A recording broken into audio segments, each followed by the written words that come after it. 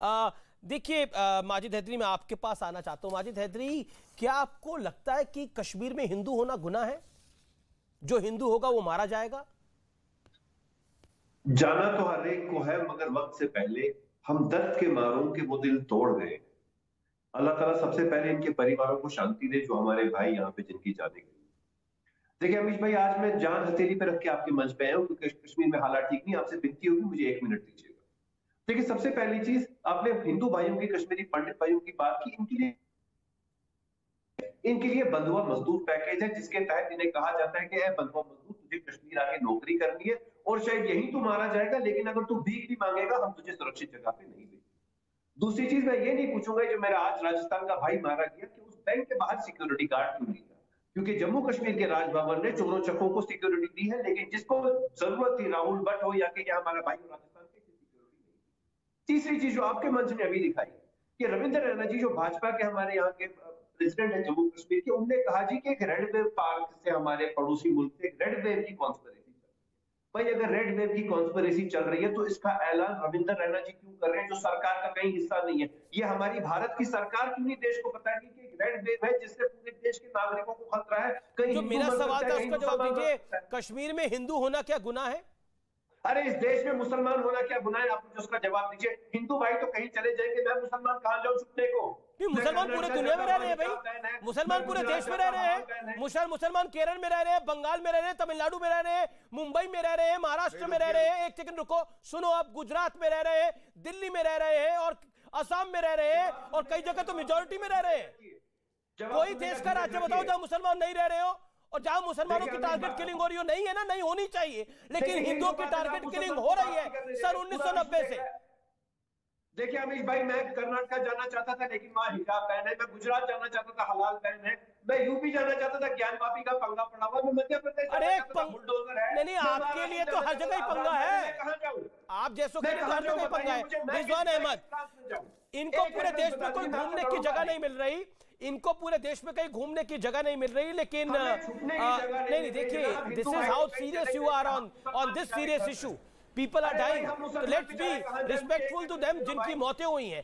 आपको मैं जान रहा हूं, आपको हिजाब भी, आपको ऑडियो भी मैं दुरुस्त कराने के लिए बोलता हूं। आपको हिजाब से भी समस्या है, आपको ज्ञान वापी से भी समस्या है। रिजवान अहमद, ये नैरेटिव आप देख रहे हैं, इस देश में मुसलमान होना भी गुनाह है, हिंदू होना तो कोई बात ही नहीं है। मर रहे हैं तो मर रहे हैं, मर रहे हैं तो और डराओ। जी, जय हिंद, वंदे मातरम।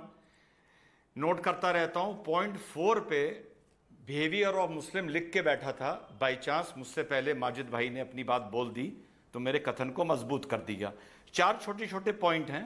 पहला, जो लोग आज इस टारगेटेड किलिंग पर जो पिछले 1 साल में 1.5 साल में देखने को मिली है अमीश भाई, जो आज उस पर आंसू बहा रहे हैं, 2 साल बाद अगर कश्मीर फाइल 2 बनेगी तो यही लोग कहेंगे ये पिक्चर झूठी है, ऐसी पिक्चरें आपस में दूरियां बढ़ाती हैं, ये पिक्चरें बैन होनी चाहिए, ये पिक्चरें सच्चाई नहीं दिखा रही हैं।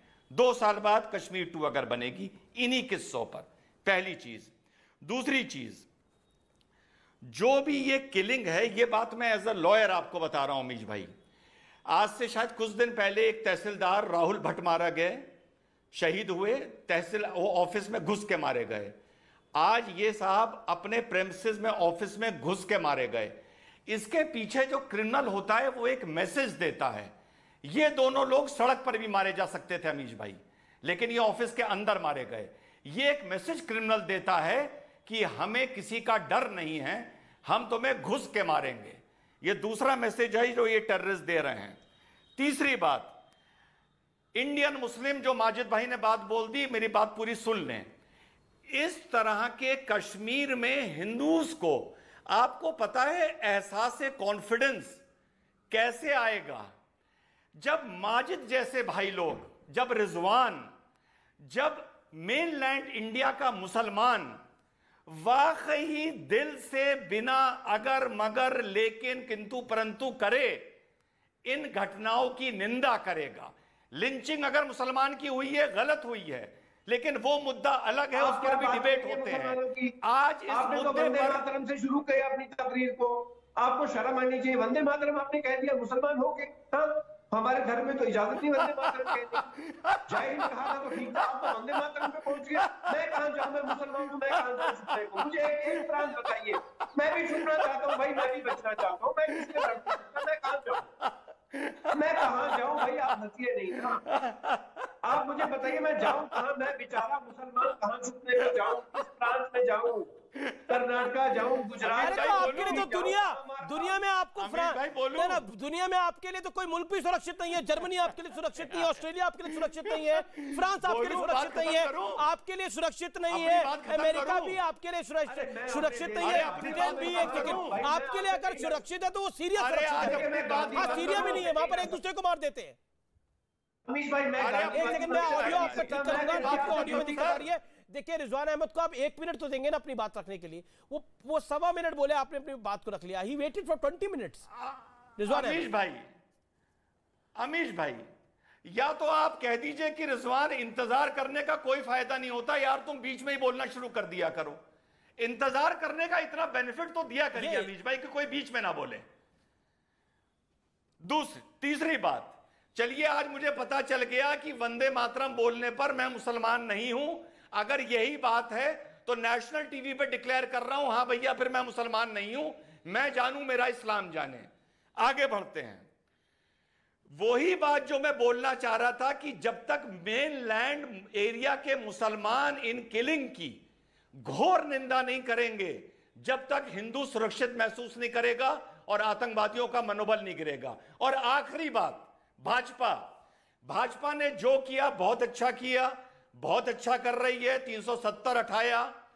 लेकिन अमीश भाई, जैसे एक आदमी 10-20 साल से बीमार होता है और कोई डॉक्टर उसकी कोई बीमारी पकड़ के दवाई देनी शुरू कर देता है, तो भाजपा ने कश्मीर की बीमारी पकड़ी, मैं मानता हूं, और दवाई देनी शुरू करी 370 हटा के। लेकिन भाजपा गलती यह कर रही है अमीश भाई कि भाजपा दिखाना चाह रही है कि अब वो मरीज बिल्कुल ठीक हो गया है, कि भागो खेलो, और उस मरीज को रिलैप्स हो जाता है, वो बेहोश होकर फिर गिर जाता है, फिर उसे भाजपा उठाती है, फिर कहती है भागो। पॉइंट आपका महत्वपूर्ण है। मैं गौरव